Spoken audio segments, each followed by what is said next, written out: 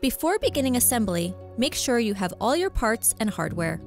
Firmly press each caster into the base until you hear a click.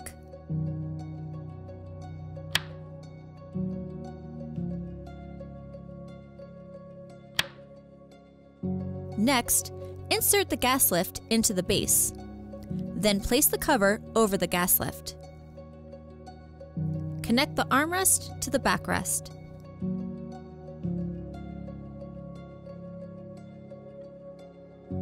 Repeat this process on the opposite side.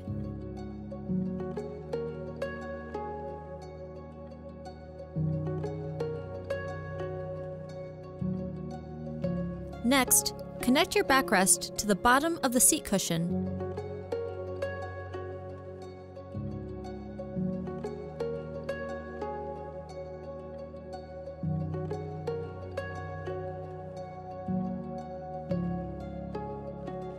Attach the mechanism using the included screws.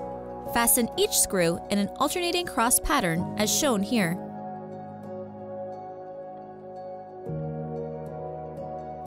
Firmly place your seat onto the gas lift. Your final step of assembly is to sit on your new chair to firmly engage the mechanism onto the gas lift.